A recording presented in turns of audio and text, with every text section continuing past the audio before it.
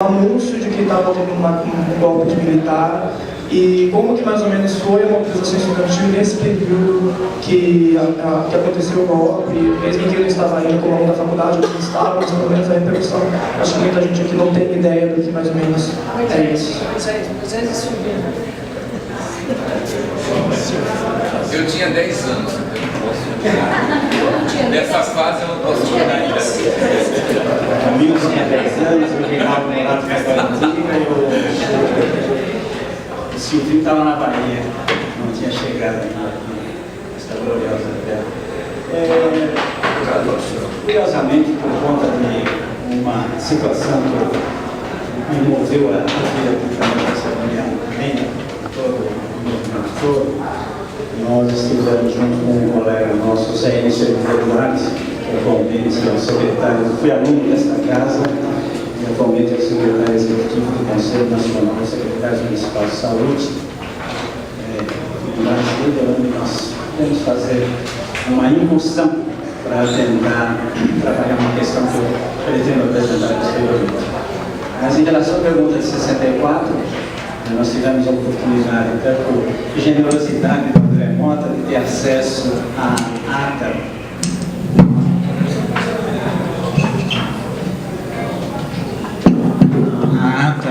da Assembleia do CAOC no dia 1º de abril de 64 e a ata da congregação de 3 de abril de 1964, que acho que elucida o que aconteceu.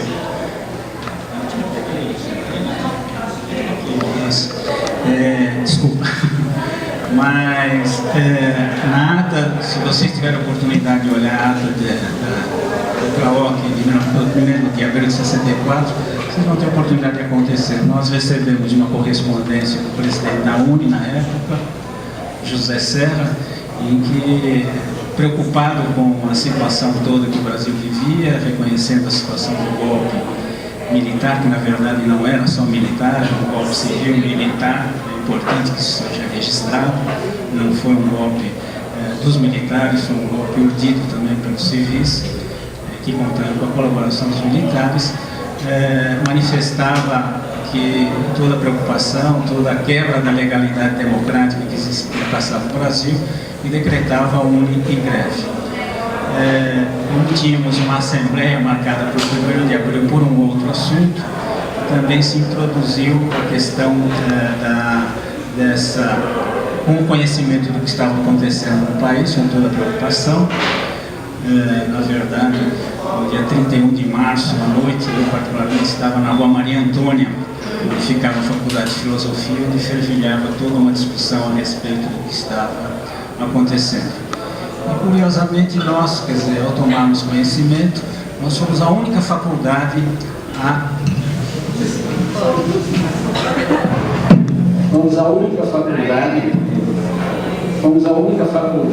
no Brasil a entrar em greve. Além da UNE, nós entramos em greve no dia 1º de abril e nos propunhamos a ocupar aqui o espaço do CAOC, o nosso espaço do CAOC. Está bem registrado na ata. E na época nós contamos, inclusive, com a presença na Assembleia de vários professores. O professor Lebrando, o professor Júlio Pubis, o professor Leonir Camargo, o professor Borges Vargafti,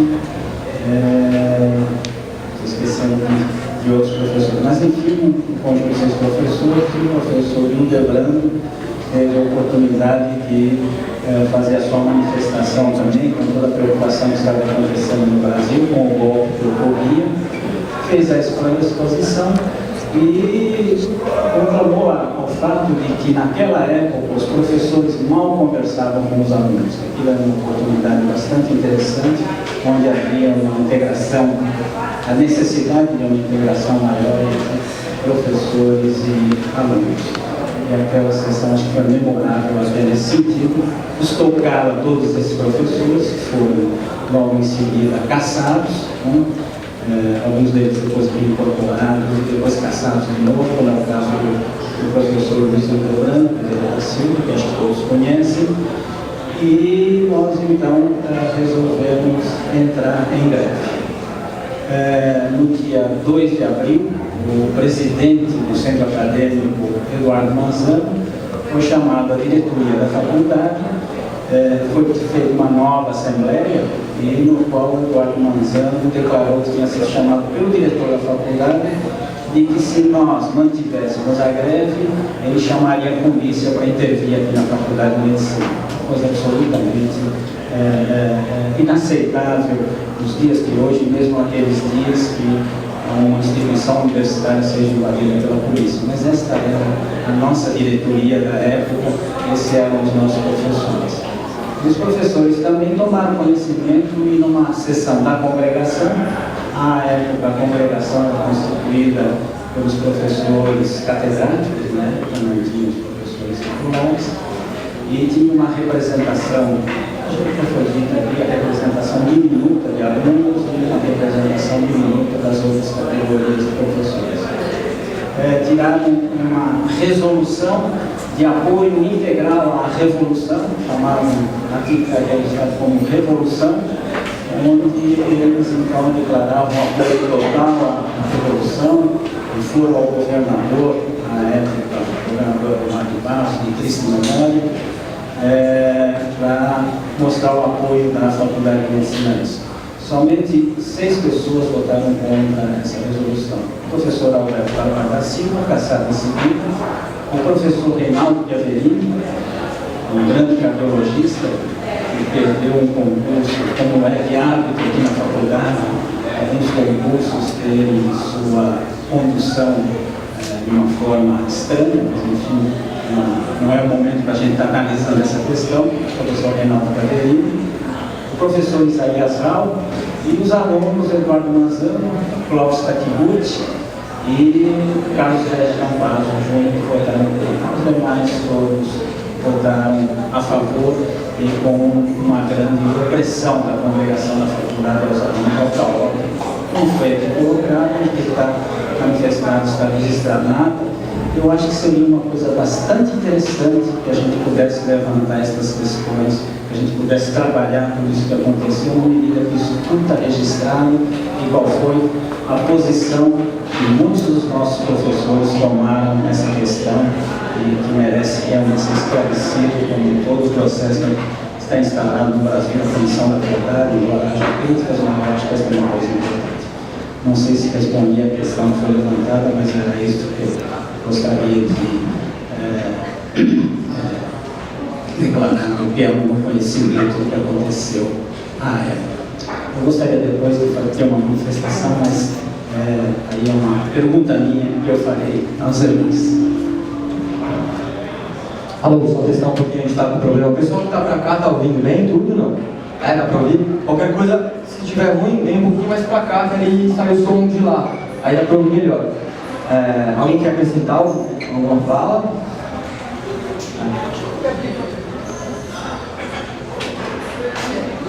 Estou esperando perguntar, acho mais legal. Só para acrescentar, eu tinha 10 anos, mas eu lembro perfeitamente bem em função de eu ser filho de um deputado que Rubens Paiva, muitos de vocês devem ter visto as histórias, e que naquele dia foi a Rádio Nacional, descobriu isso recentemente, fazer. Eu sabia que eu tinha feito isso, eu não tinha ouvido o discurso na Rádio Nacional, fazia 43 anos que eu não via a voz do meu pai, Rubens Paiva, mas eu recomendo a vocês, né, que está disponível em qualquer busca no Google, você escuta um discurso de 4 minutos que ele fez na Rádio Nacional, convocando a resistência pacífica, que afinal não houve ao golpe né?